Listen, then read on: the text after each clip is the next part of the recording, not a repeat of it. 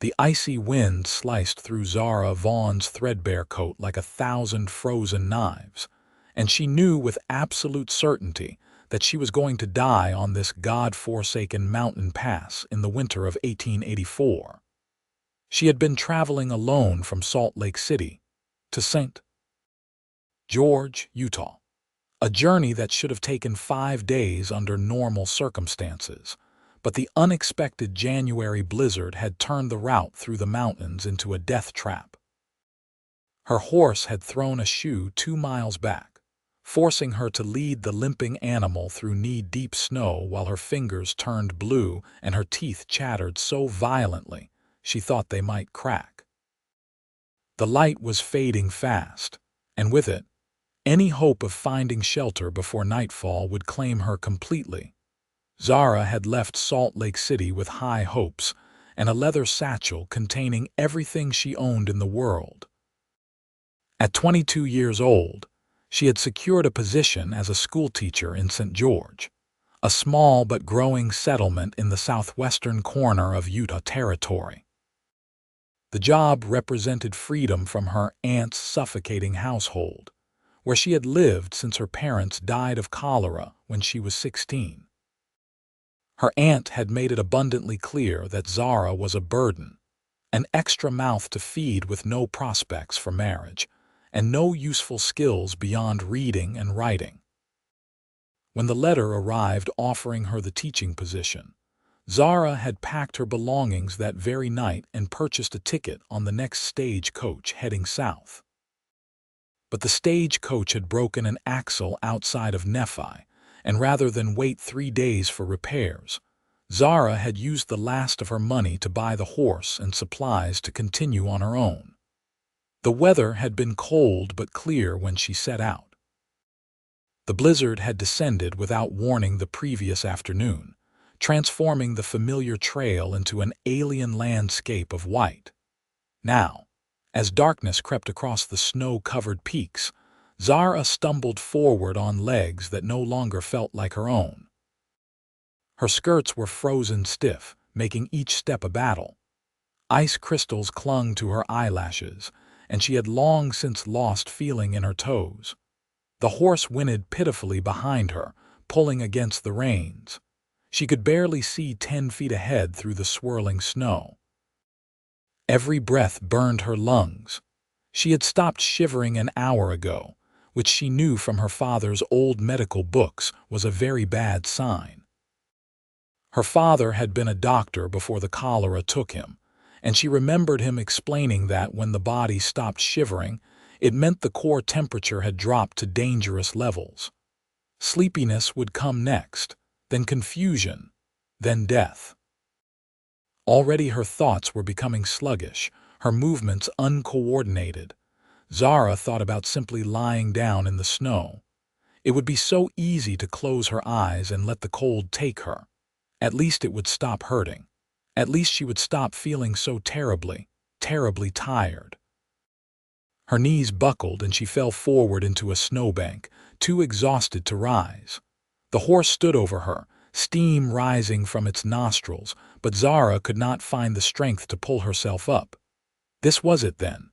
She would die here, and no one would find her body until spring. Her aunt would probably say she had it coming for being too independent, too headstrong, too unwilling to accept her proper place. She closed her eyes and felt the darkness pulling her down.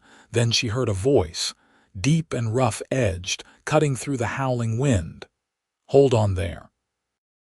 Do not you dare give up now." Strong hands gripped her shoulders and turned her over. Through the veil of snow, Zara saw a face above her, partially obscured by a thick scarf and a wide-brimmed hat crusted with ice. The man's eyes were the color of warm honey, intense and focused entirely on her. He pulled the scarf down, revealing a strong jaw covered in several days' worth of dark stubble. "Can you hear me?" he asked, his breath forming clouds in the frigid air. Zara tried to respond, but her lips would not move properly. A small sound escaped her throat, something between a whimper and a sob. All right, I have got you," the man said, his voice gentler now. "My name is Colton Adams, and I swear on everything holy that I am not going to let you freeze to death on this mountain. Do you understand me?" She managed the smallest nod. Colton moved with swift efficiency, pulling off his own heavy coat and wrapping it around her despite her feeble protests. The coat was warm from his body heat and smelled of leather, wood smoke, and something indefinably masculine. He lifted her as easily as if she weighed nothing, cradling her against his chest. Through her confused haze, Zara registered that he was tall and powerfully built, moving through the deep snow without apparent difficulty. "There is a lined shack about half a mile from here," he said, more to himself than to her. "We will make it. We have to make it." He carried her through the blizzard while leading both her horse and his own sturdy bay gelding. Zara drifted in and out of consciousness, aware only of the steady rhythm of his footsteps and the warmth of his body. She wanted to tell him to leave her, that she was not worth saving, that he was risking his own life for a stranger. But the words would not come, and part of her was fiercely, desperately grateful that he had found her. After what seemed like both an eternity and no time at all, Colton kicked open a wooden door and carried her into a small, dark structure. He set her down carefully near what looked like a crude fireplace, then immediately set about starting a fire. His movements were practiced and sure.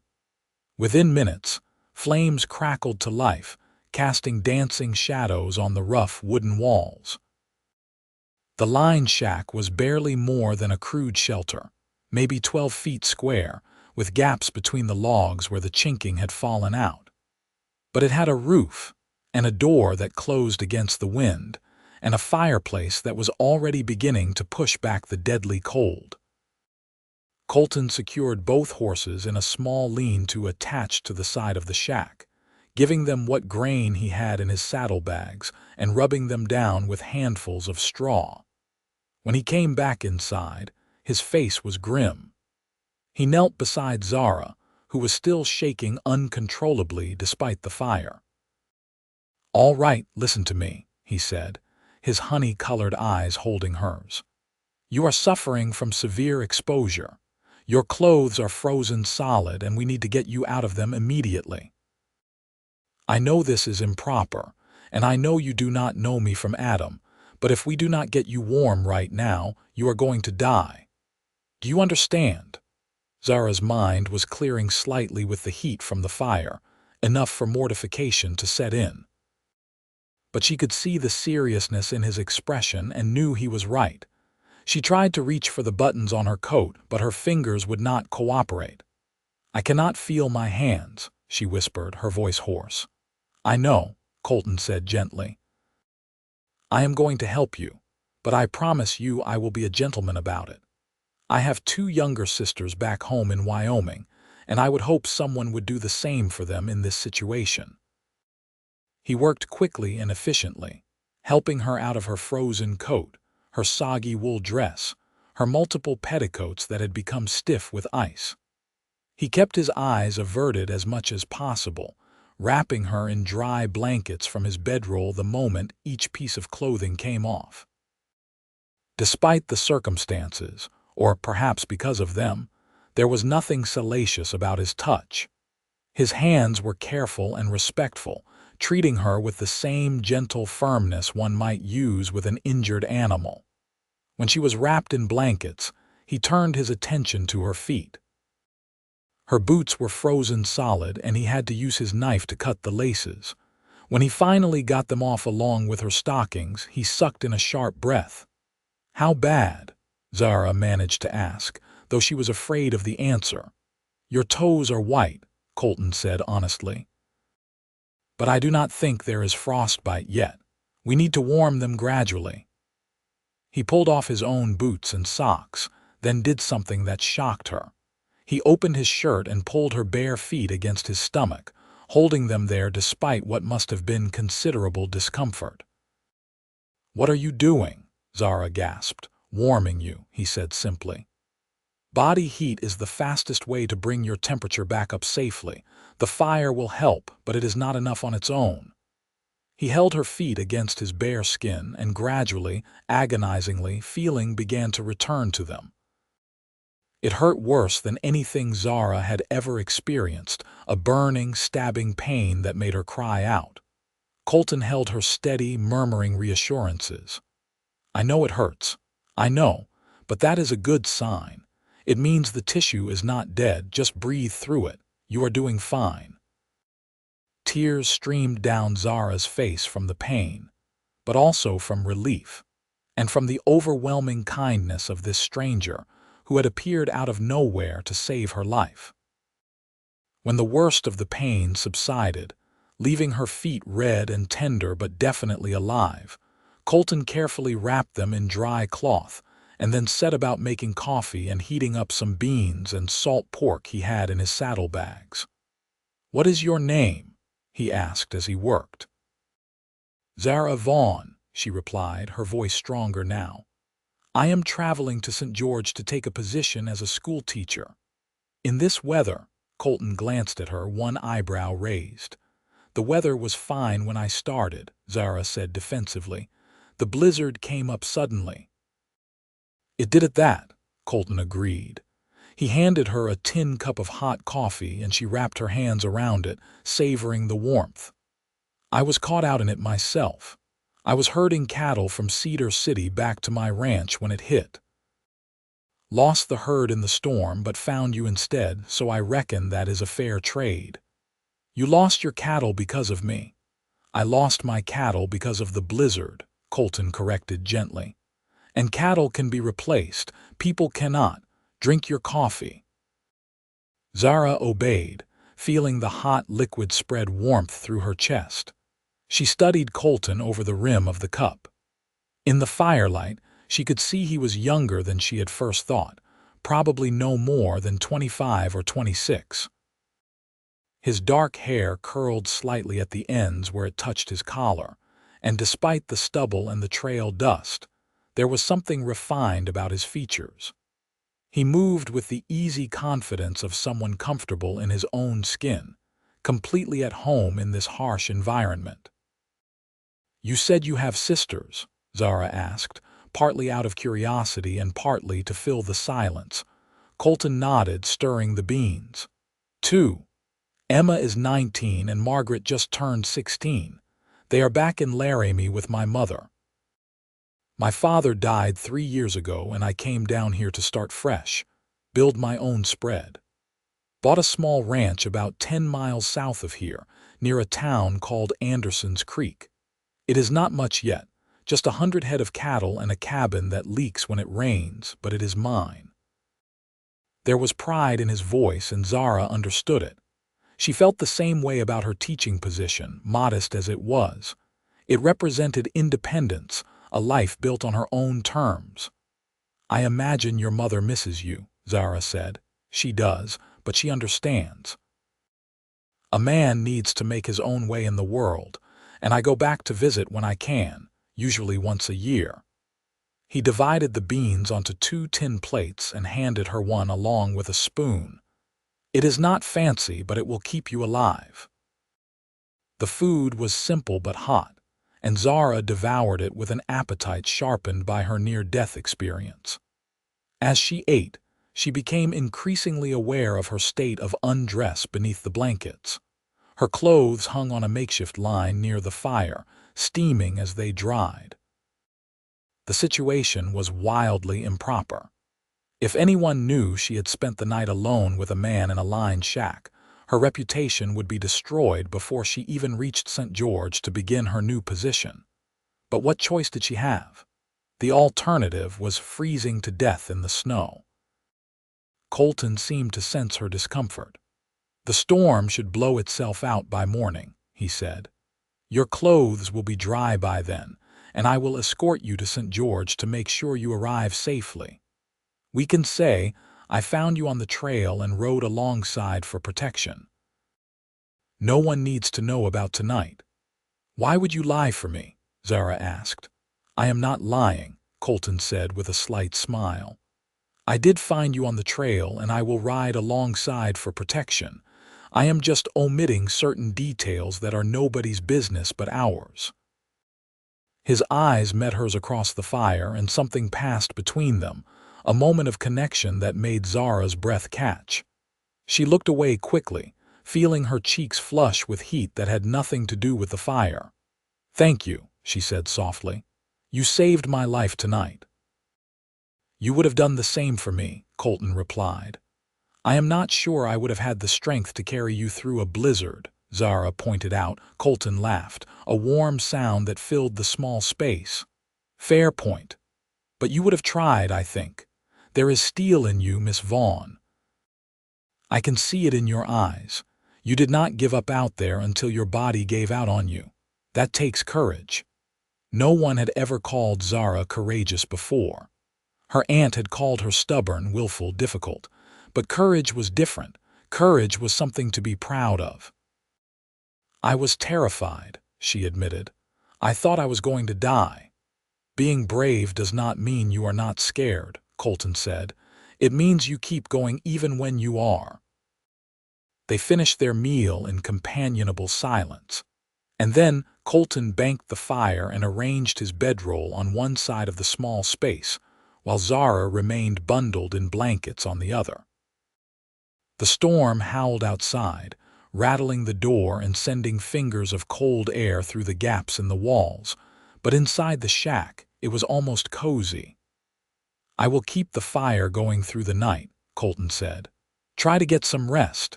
You have been through an ordeal." Zara lay down, her body still aching from the cold, but she found sleep elusive. She was too aware of Colton's presence, the sound of his breathing, the rustle of his blankets when he shifted position. Every time she closed her eyes, she saw his face above her in the snow, felt his arms lifting her, heard his voice promising to warm every part of her. "I will warm every part of you," he had said, or something like it. And he had kept that promise, risking his own safety to save a complete stranger. Zara had never known a man like Colton Adams. The men in her aunt's social circle were pale, soft-handed clerks and businessmen who spoke in careful, measured tones and never said anything they truly meant. Colton was different. He was direct, honest, capable. He had seen her at her most vulnerable and treated her with nothing but respect and kindness. She thought about his hands holding her frozen feet against his bare skin, the casual intimacy of that gesture. It should have embarrassed her, should have felt wrong, but instead it had felt natural, necessary, right. "Miss Vaughn," Colton's voice came through the darkness. "Are you all right? You are breathing oddly." "I am fine," Zara said quickly. "Just thinking." "About what?" She hesitated, then decided honesty was best.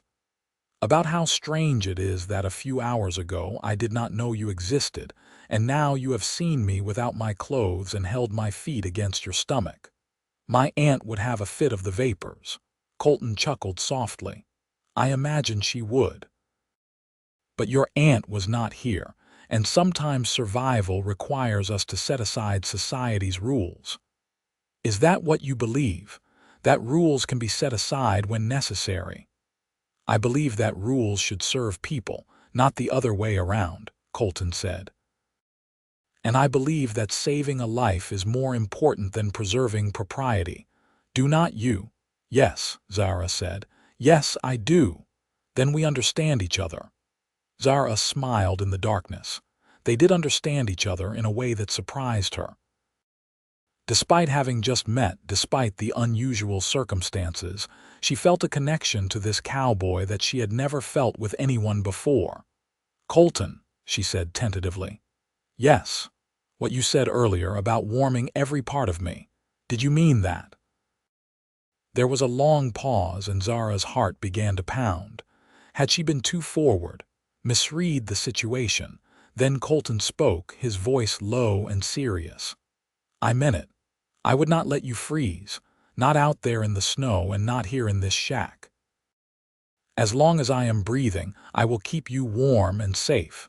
That is my promise to you." The intensity in his voice made Zara shiver, but not from cold. She pulled the blankets tighter around herself and closed her eyes, and this time sleep came easily. She woke to pale morning light filtering through the gaps in the walls and the smell of coffee brewing. Colton was already up, fully dressed, tending the fire. Her clothes hung where he had left them, dry now though somewhat wrinkled. He heard her stirring and turned, a slight smile on his face. "Good morning. How are you feeling?" Zara took inventory of her body. Everything ached and her feet were still tender, but she was alive and warm. "Much better, thank you. Is the storm over?" "Passed about an hour ago. We have clear skies and about 2 feet of fresh snow. The trail will be slow going, but passable." He poured coffee and brought it to her. "I will step outside while you dress. Take your time." He pulled on his coat and went out, closing the door behind him. Zara dressed quickly, her fingers still slightly clumsy from the lingering effects of the cold.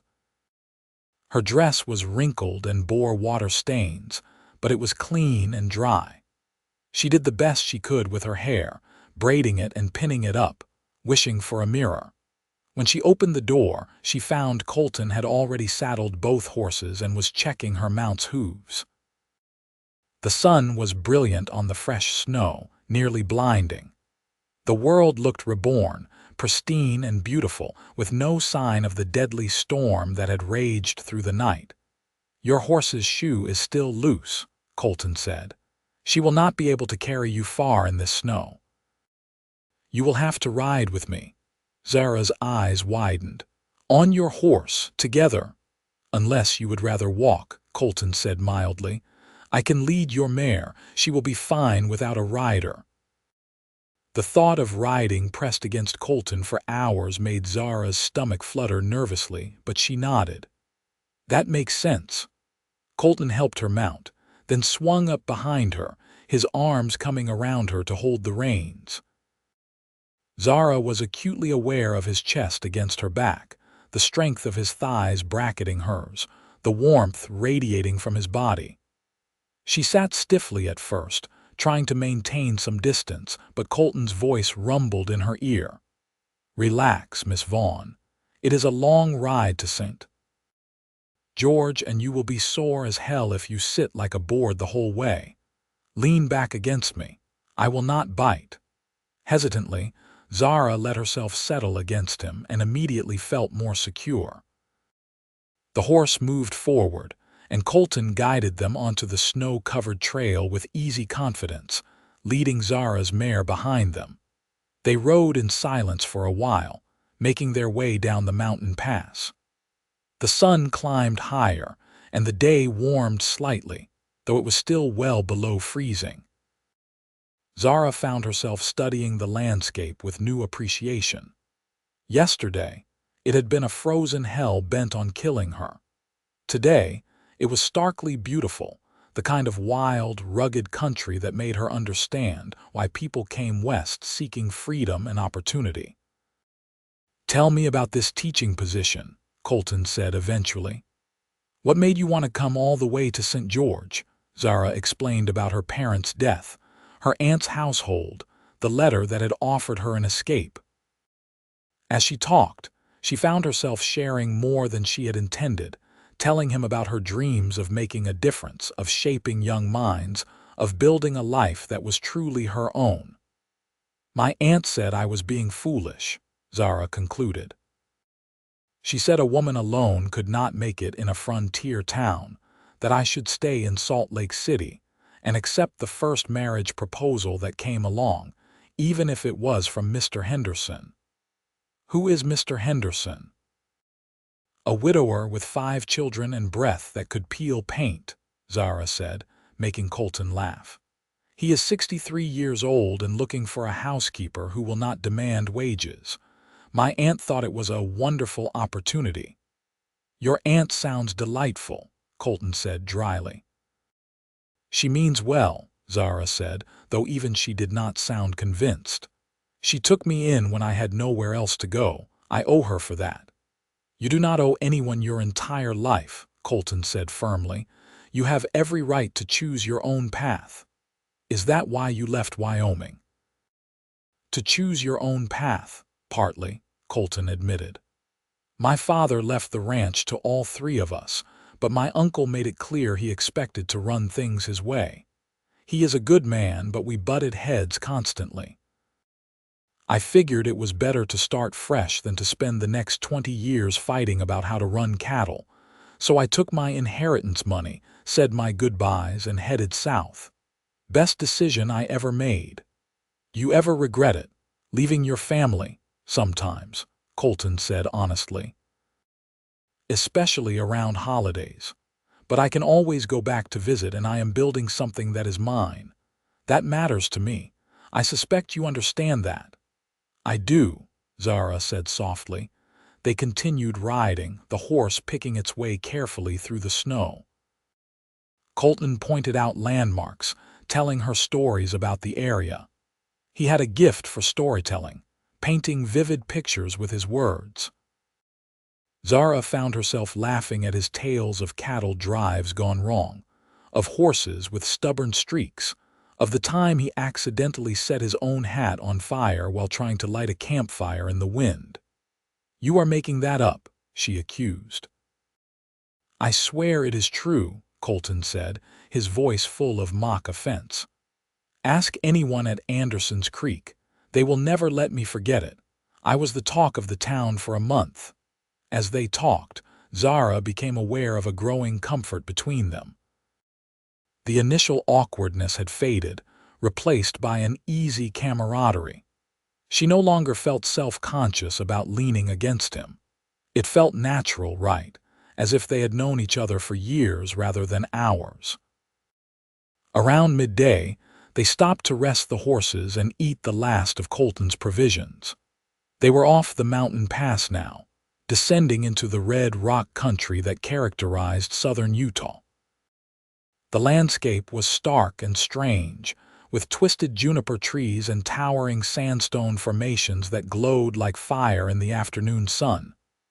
It is beautiful, Zara breathed, turning in a slow circle to take it all in. It is, Colton agreed, but he was looking at her, not the landscape. Their eyes met, and Zara felt that spark of connection again, stronger this time. Colton took a step toward her, then seemed to catch himself. He looked away, clearing his throat. We should keep moving. We still have a long way to go. They rode through the afternoon, the sun slowly sinking toward the western horizon.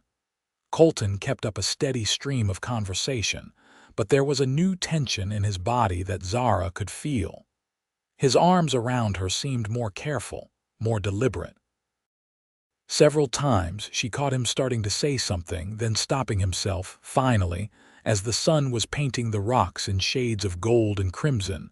Zara could not stand it anymore. What is wrong? She asked. You have been odd for hours. Colton was silent for a long moment. Then he pulled the horse to a stop and dismounted, helping Zara down. They stood facing each other in the fading light. Miss Vaughn, he began, then stopped. Zara, can I call you Zara? Yes, she whispered. Zara, I need to say something, and I am probably 10 kinds of fool for saying it, but if I do not, I will regret it for the rest of my life. He took a deep breath. I know we have only known each other for a day. I know this is crazy. But I cannot stop thinking about how it felt when I found you in the snow, how terrified I was that I would not be able to save you, how relieved I was when you opened your eyes. I have never felt anything like that before. Zara's heart was hammering so hard she was sure he could hear it. Colton, let me finish, he said, his honey-colored eyes intense. When I woke up this morning and saw you sleeping by the fire, I realized something. I do not want to take you to St. George and ride away. I do not want to say goodbye and wonder what might have been. I know it is fast. I know I am probably scaring you, but I have never been one to dance around the truth, so here it is. I am falling for you, Zara Vaughn, hard and fast and completely. The words hung in the air between them. Zara stared at him, her mind reeling. This was madness. They had met yesterday. She barely knew him, and yet everything he was saying resonated in her chest like a bell being struck. "You are right," she said finally. "This is crazy." Colton's face fell. "I understand, I should not have. But I am falling for you too," Zara continued, her voice stronger now. "I do not understand it. It makes no sense. But when I thought I was dying out there in the snow and then you appeared, it felt like fate. Like I was meant to find you or you were meant to find me. And today, riding with you, talking with you, I have felt more myself than I have in years." Colton's expression transformed, hope and joy lighting his features. "You mean that?" "Every word," Zara said. "But Colton, I have a job waiting for me in St. George. I have responsibilities. I cannot just—" "I am not asking you to give up anything," Colton said quickly. "I would never ask that. You fought too hard for your independence. I respect that. I am just asking if we can see where this goes. Court properly. I can ride to St. George every Sunday. It is not that far from my ranch. And maybe, if things work out, well, there is a schoolhouse in Anderson's Creek that has been without a teacher for 2 years. You want to court me?" Zara asked, her voice barely above a whisper. "Very much so," Colton said. He reached out and gently took her hand, his thumb brushing over her knuckles. "If you will have me." Zara looked down at their joined hands, then back up at his face. This man had saved her life. He had treated her with respect and kindness. He had made her laugh and made her feel seen in a way she never had before. She thought about her plans, her carefully laid out future, and realized that all of it seemed pale and lifeless compared to the possibility standing in front of her. "Yes," she said. "Yes, I will court you, Colton Adams." The smile that broke across Colton's face was like the sun coming out. He pulled her into his arms, holding her close, and Zara wrapped her arms around his waist, breathing in the scent of him, feeling the solid reality of his body against hers. "I promise I will do right by you," Colton murmured into her hair. "I will be patient. We will take this as slow or as fast as you want, but I will not let you regret this." "I already do not regret it," Zara said, tilting her face up to look at him. Colton's gaze dropped to her lips and Zara's breath caught. For a moment, she thought he would kiss her, wanted him to kiss her with an intensity that shocked her. But instead, he pressed a gentle kiss to her forehead, lingering there for a long moment before pulling back. "We should keep riding," he said, his voice rough. "I want to get you to St. George before full dark." They mounted again, and this time when Zara leaned back against him, Colton's arms tightened around her in a brief embrace before taking up the reins again. They rode the last few miles in comfortable silence, both lost in their own thoughts. St. George appeared as the last light was fading from the sky, a collection of adobe buildings and wooden structures nestled in a valley surrounded by red rock cliffs. Smoke rose from chimneys and lamplight glowed in windows. To Zara, it looked like home. Colton guided them to a small boarding house on the main street. The proprietor, a stout woman named Mrs. Dalton, took one look at Zara's bedraggled appearance and immediately bustled her inside, clucking like a mother hen. Colton explained that he had found Miss Vaughn on the trail after the blizzard and escorted her to town for safety. Mrs. Dalton accepted this without question, too busy heating water for a bath and preparing a hot meal to interrogate them further. Before he left, Colton caught Zara's hand and pressed something into it. She looked down to find a small carved wooden horse, no bigger than her thumb, beautifully detailed. "I made it last winter," he said. "I want you to have it, something to remember me by until Sunday." "I could never forget you," Zara said. "Sunday," Colton repeated. "I will be here Sunday." "I will be waiting," Zara promised. He tipped his hat to her and strode out into the night, leaving Zara standing in the doorway of the boarding house with the wooden horse clutched in her hand and her heart pounding in her chest. The next few days passed in a blur. Zara met with the school board, a group of serious-faced men who interviewed her about her qualifications and expectations. She toured the schoolhouse, a single-room building with a pot-bellied stove and rows of rough-hewn benches. It was humble but clean, with large windows that let in plenty of light. She met some of her future students, children ranging from 6 to 14, their faces scrubbed and curious. She moved into a small room at the boarding house that would serve as her permanent residence. It was not much, just a bed, a washstand, and a small desk, but it was hers. Mrs. Dalton proved to be a font of information about the town, filling Zara in on all the local gossip and politics while serving enormous meals that Zara could barely finish. Through it all, Zara counted down the hours until Sunday. She found herself touching the little wooden horse constantly, running her fingers over its smooth surface, remembering the look in Colton's eyes when he had handed it to her. On Saturday night, she could not sleep. She lay awake, staring at the ceiling, wondering if she had imagined the whole thing. Maybe Colton would not come. Maybe he had regretted his impulsive words as soon as he rode away. Maybe she had been a fool to believe that someone like him could be interested in someone like her.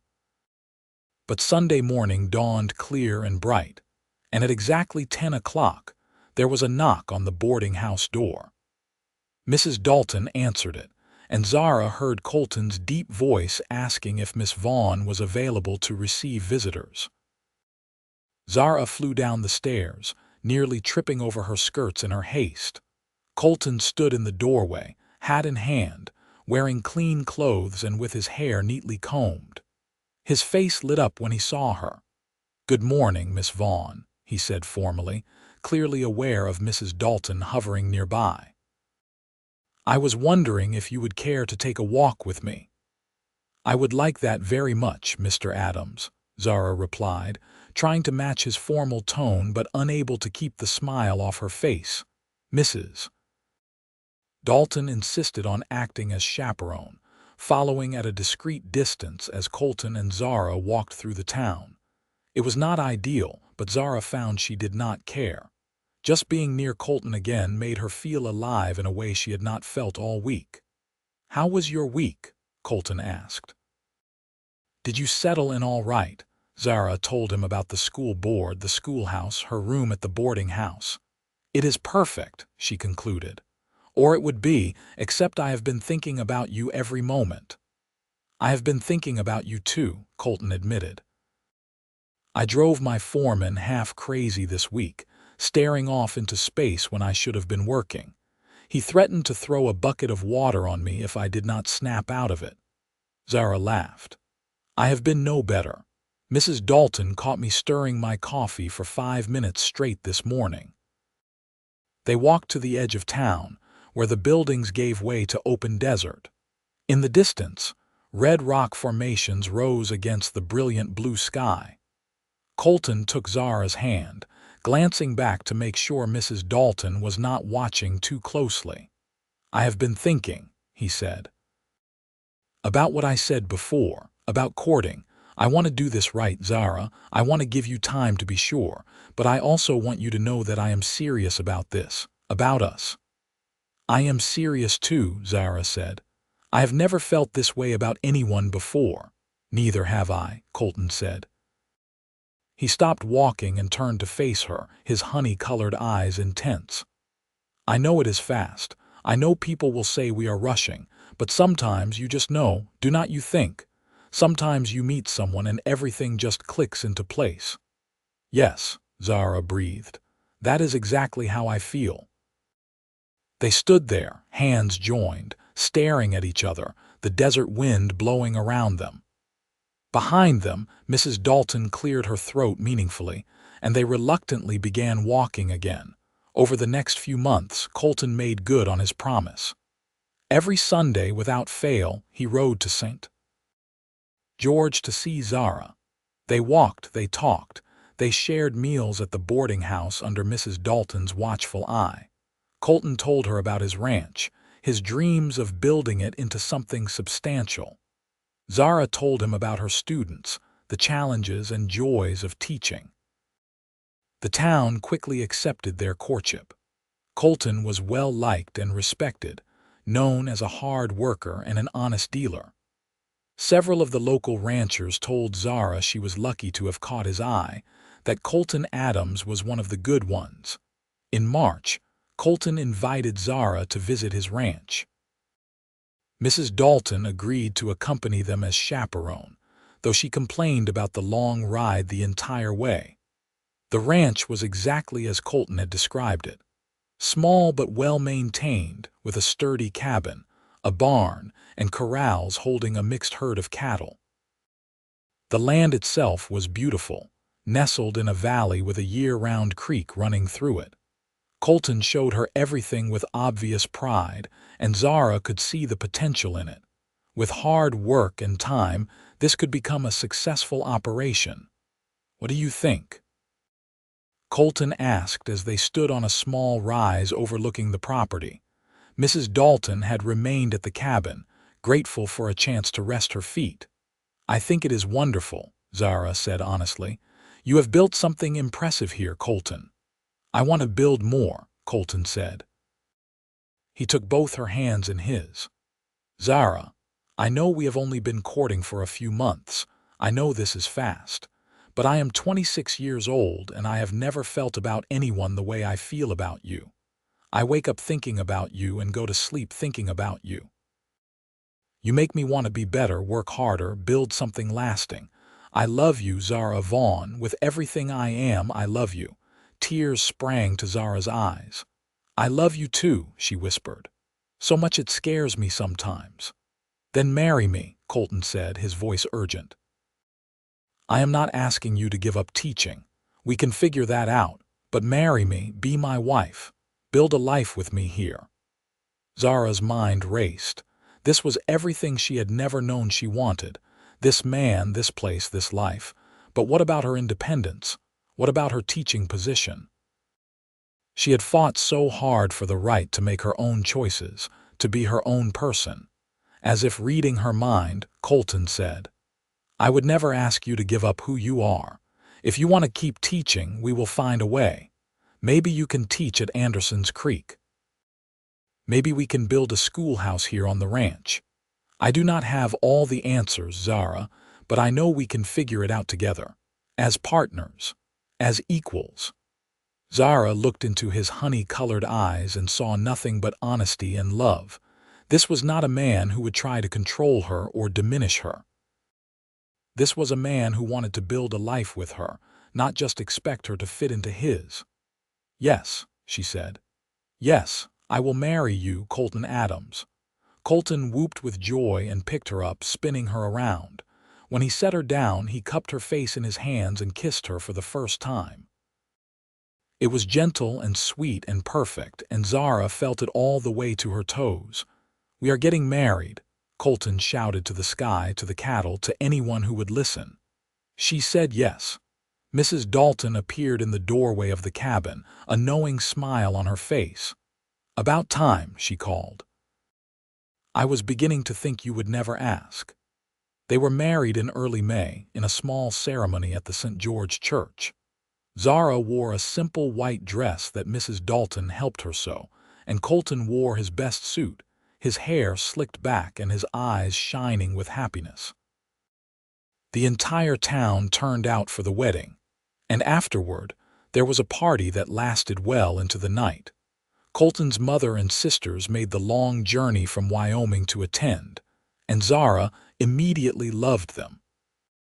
Emma and Margaret treated her like the sister they had never had.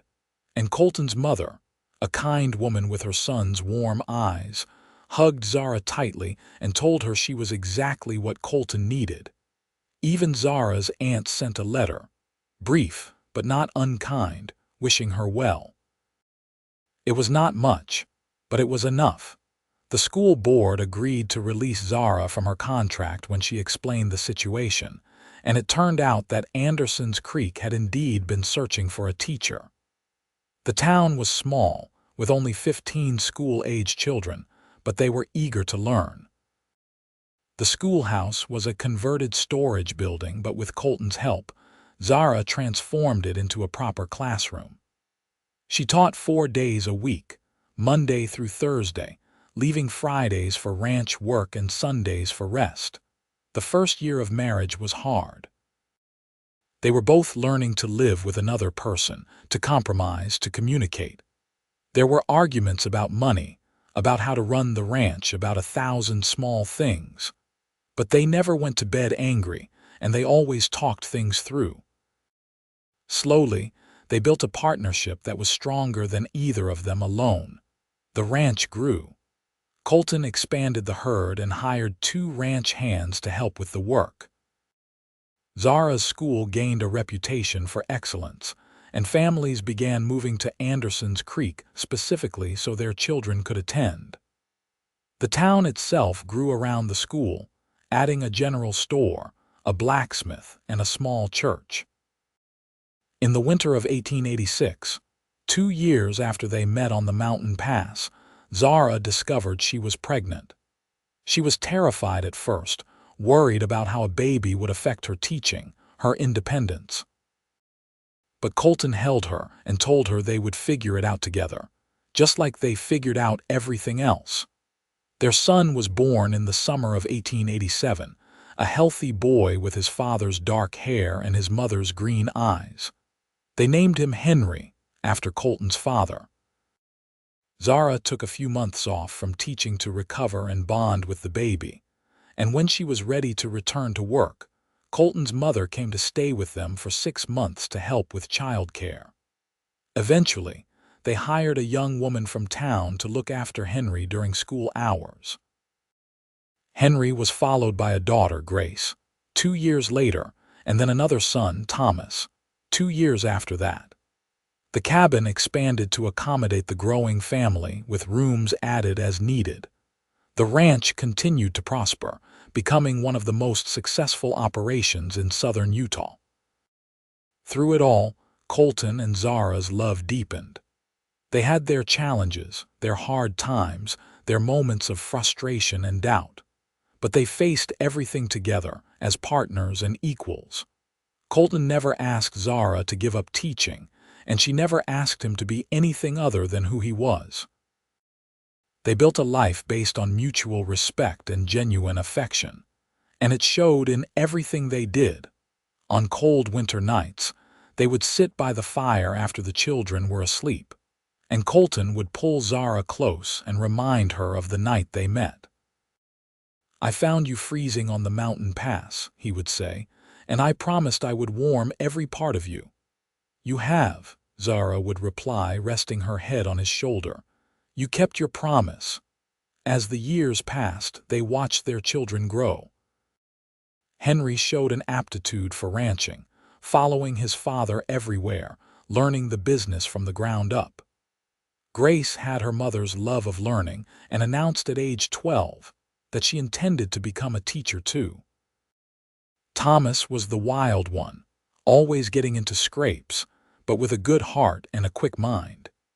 In 1895, 11 years after that fateful day on the mountain pass, Colton and Zara sat on the porch of their ranch house, watching the sunset paint the red rocks in shades of gold and crimson. The house had grown over the years, expanding from a simple cabin to a proper 2-story home with a wide porch that wrapped around 3 sides. In the distance, they could see their cattle grazing peacefully in the valley. The sound of their children's laughter drifted from inside the house, where they were playing some complicated game of their own invention. "You ever regret it?" Colton asked, taking Zara's hand. "Giving up your position in St. George? Marrying a cowboy and settling on a ranch in the middle of nowhere?" Zara looked at him, at his face that had become so dear to her over the years. There were lines around his eyes now, and silver threads in his dark hair, but he was still the same man who had carried her through a blizzard and promised to keep her warm. "Not for a single moment," she said. "You gave me everything I was looking for and so much more that I did not even know I needed. You gave me a home, a family, a partnership. You gave me love. How could I regret any of that?" "I am glad," Colton said, pulling her close, "because I wake up every morning still amazed that you said yes. That you took a chance on a cowboy with more dreams than sense." "You had plenty of sense," Zara protested. "You still do." "I had sense enough to not let you freeze to death on that mountain," Colton said with a grin. "That turned out to be the smartest thing I ever did." They sat in comfortable silence, watching the sun sink below the horizon. Inside, Grace called for her mother, needing help with something. In the barn, one of the ranch hands was singing a Spanish ballad, his voice carrying across the evening air. The smell of dinner cooking wafted from the kitchen window. This was their life now, built from that chance meeting on a frozen mountain pass. Built from a promise to keep each other warm in all the ways that mattered. "I love you," Zara said softly. "I love you too," Colton replied. "Always have, always will." The years continued to roll by, bringing both joys and sorrows. Colton's mother passed away peacefully in her sleep in 1897, and they made the long journey to Wyoming for the funeral. Emma had married a banker and settled in Cheyenne, while Margaret had surprised everyone by becoming a journalist, working for a newspaper in Denver. The sisters stayed close despite the distances, writing letters faithfully and visiting when they could. The ranch continued to grow and prosper. By 1900, Colton employed a dozen ranch hands and ran over 500 head of cattle. He had become a respected figure in the ranching community, known for his fair dealing and innovative practices. He was elected to the territorial legislature in 1899, though he only served one term, finding that he preferred the direct work of ranching to the indirect work of politics. Zara's school in Anderson's Creek became one of the finest in southern Utah. Several of her former students went on to attend university, something almost unheard of from such a small frontier town. She took immense pride in their accomplishments and kept in touch with many of them over the years. In 1902, when Utah finally achieved statehood after years of waiting, Zara was asked to give a speech at the celebration in Anderson's Creek about the importance of education in building a new state. She spoke eloquently about opportunity, about the power of knowledge to transform lives, and about how education was the key to ensuring that Utah would thrive in the new century. Henry married at 23, bringing a sweet-natured girl named Sarah to the ranch. They built a house on the far side of the property and began raising their own family. Grace fulfilled her dream of becoming a teacher, taking over Zara's school when Zara finally retired at age 55. Thomas, true to his restless nature, headed north to Montana to try his hand at horse ranching, though he came home often enough that they did not worry about him too much.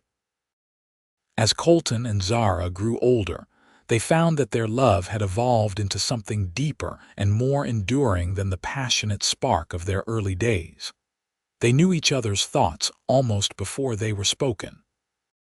They moved together with the ease of long practice, anticipating each other's needs, providing comfort and support without being asked. On their 20th wedding anniversary, Colton took Zara back to the mountain pass where they had met. It was summer this time, the trail clear and the weather perfect. They rode together on the same horse, just as they had that long-ago day, with Colton's arms around Zara and her leaning back against his chest. "I wanted to see it again," Colton explained. "The place where everything began." They found the old line shack, weathered now and falling into disrepair. The door hung crooked on its hinges, and the roof had partially caved in. But it was still standing, still marking the spot where two lives had intersected on a frozen night. "Hard to believe it has been 20 years, Zara said, looking at the small structure that had sheltered them from the storm. "Best 20 years of my life," Colton said. He dismounted and helped Zara down, then took her hands in his. "I meant what I said that night, you know. Every word of it." "About warming me?" Zara asked, smiling. "About warming you," Colton confirmed. "I promised I would warm every part of you, and I have spent the last 20 years trying to keep that promise. Not just your body, but your heart, your soul. I wanted to make sure you never felt cold or alone or unloved. I wanted to be your shelter from every storm." Tears filled Zara's eyes.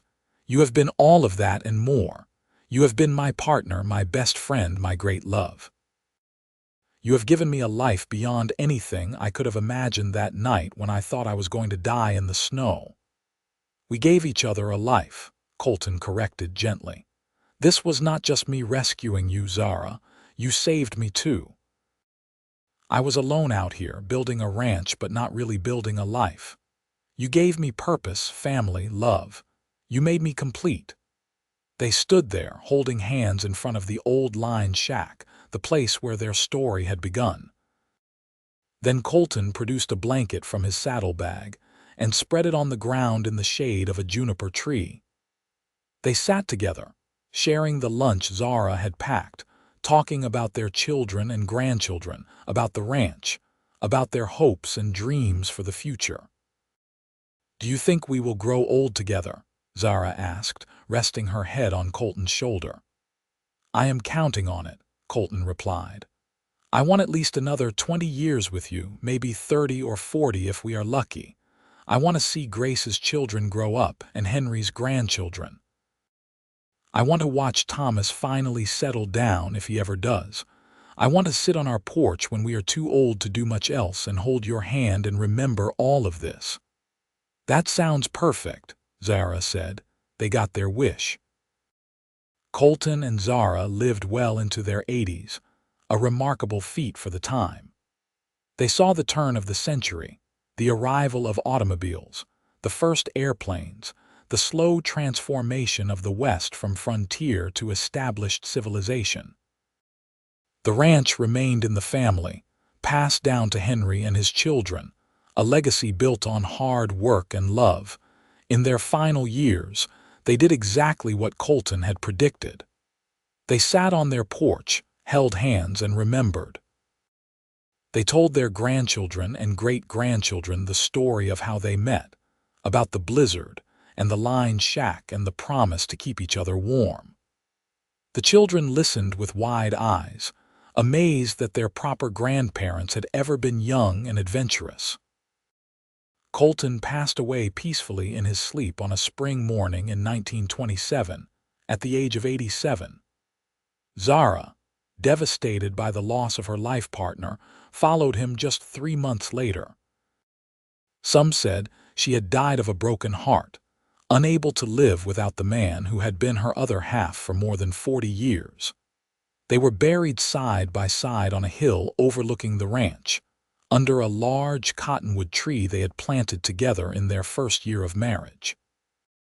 The headstone was simple, bearing their names, dates, and a single line that Grace had chosen. "Together in the storm, together always." The ranch continued to thrive under Henry's management, and then under his sons and his sons after that. The school in Anderson's Creek remained open for decades, a testament to Zara's vision and dedication. The town itself grew into a prosperous community, though it never lost its small-town character. The old line shack on the mountain pass eventually collapsed completely, returning to the earth.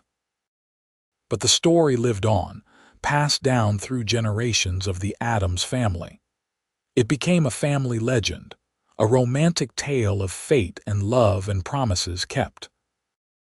Young couples in the family would visit the spot on the mountain pass, trying to imagine what it must have been like that long-ago night when a freezing woman and a determined cowboy found each other in a blizzard. The little wooden horse that Colton had carved for Zara was kept as a family treasure, displayed in a place of honor in the ranch house. It became a symbol of their love story, of that moment when Colton had promised to warm every part of Zara and had spent the rest of his life keeping that promise. Because that was what their story had really been about in the end. Not just the dramatic rescue in the blizzard, though that made for a good tale. Not just the whirlwind courtship and the marriage and the building of a successful ranch and a loving family, though all of those things mattered. At its heart, their story was about two people who found each other in the cold and chose to keep each other warm for the rest of their lives. It was about partnership and respect, and the kind of deep, abiding love that transcends circumstance and endures through all of life's storms. It was about a promise made on a frozen mountain pass and kept through 40 years of marriage. A promise that began with physical warmth but extended to include warmth of spirit, of heart, of soul.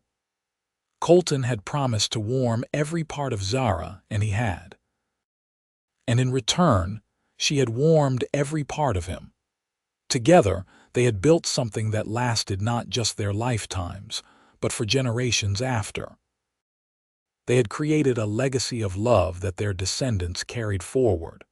A reminder that sometimes the most profound connections come from the most unexpected circumstances, and that a promise made with true intention can shape not just two lives, but an entire family's future.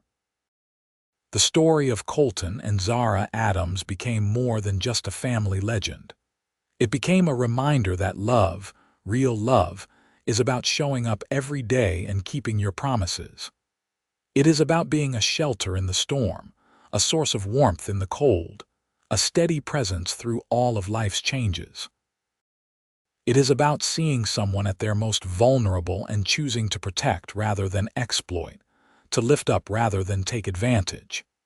It is about two people deciding to face the world together, as partners and equals, building a life that is richer and fuller than either could have created alone.